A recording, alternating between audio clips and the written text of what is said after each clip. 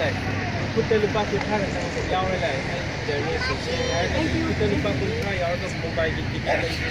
मुंबई हैदराबाद की सिटी और अगर बस टिकट लौरगा मुंबई लाते हैं हम वहाँ पर लोग बात करते हैं कि और लाते हैं तो वो इसमें किसी को ना determination predicting educa आई से पैसा जे आई तामो टिकट अभी भी तामो टिकटต่างบ้างแต่ที่เขาต่างไม่ตลาดเลยตรงนี้ต่างกันมันก็มีของที่เป็นมาคุยเดิน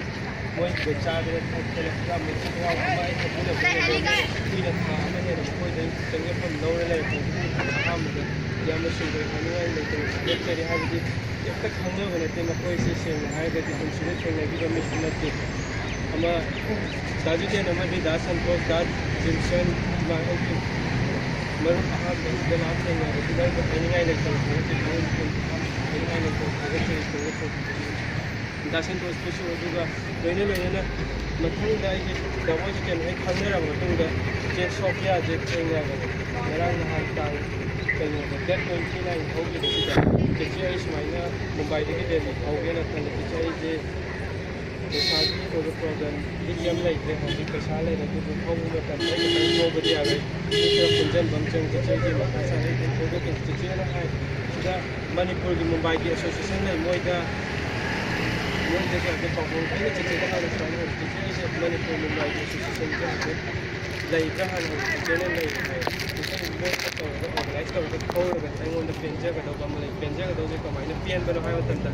आई मणिपुर असोम दा लेहोल प्रजा मैम दा मेसेज अमा खक्ति हनिंगे कोई मैदे मता ते कईगुंबा मपालम दा चथोक मतमदा अवाना ताब नत्रगा कईगुंबा मैदे सिंगी सरकार पर मतमदा अखोय अमत ओइना सोजलगा अमन अमा मटेंग पांगरगा मैम लब जों को खोले हाबगी मेसेज को मसु आइदा फिनिंग के चेस नाकदो प्रोग्राम से ऑर्गेनाइजेशन सेमरगा आइगी दबे मते पांगबिरगा ऑर्गेनाइजेशन तौरगा मैम बिरगा तौबो पांगसे आई तसेंग चेचेदा इसे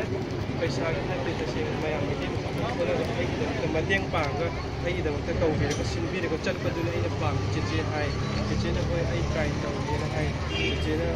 सोशल थाने दबे चेचे Pabu mana dulu ni kita mauเลยไปเจอปอกของเราพอดีพยายามจะพูดว่าเราไม่ได้ตัวตามโม่ไปที่ตามโม่เป็นผู้ช่วยให้ยังไงเลยแต่ถ้าก็เจอตามโม่ก็ยังมาตามโม่นั่นเองตามโม่คนตัวตามโม่นั่นเองทุกคนวันนี้จะทำอะไรทั้งเราจะพยายามนะช่วยมาทำก็สมัยนั้นชินแล้วก็พยายามกินชินแล้วก็พยายามไก่โผล่กันหลังที่เชียงให้แต่ไอ้โซนอะไรอย่างว่าปีเดียวก็สมัยนั้นเอาไปไม่ได้สมัยนั้นเป็นเช่นแต่สมัยนั้นมันเป็นเต็งฟังแล้วก็มันเป็นสมัยนั้นมันพูดได้ในหัวนี้ก็พยายามพูดได้ที่อย่างนั้นแล้วเป็นเช่นแล้วก็มันโตมันก็พูดอยู่ก็แล้วสิ่งที่วันนี้ไอ้สมัยนั้นพูดได้เป็นคนเดียวมั่งเด็กเขาก็มั่งเด็กแต่เสียเลยว่าคนเด็กเขาก็สากัดพูดได้สมัยนั้นป่วยกันนะที่มุมไบมันนี่ไม่ได้สุดสิ่งไปหายง่ายเลยแต่ถ้าก็เจอมาส่งไอ้ที่คนสิ่งที่วันนี้นะแต่บางสิ่งที่มั่งอยู่พูดพอที่เขาได้มุมไบมันนี่ไม่ได้สิ่งที่คนสิ่งที่เก่าเลย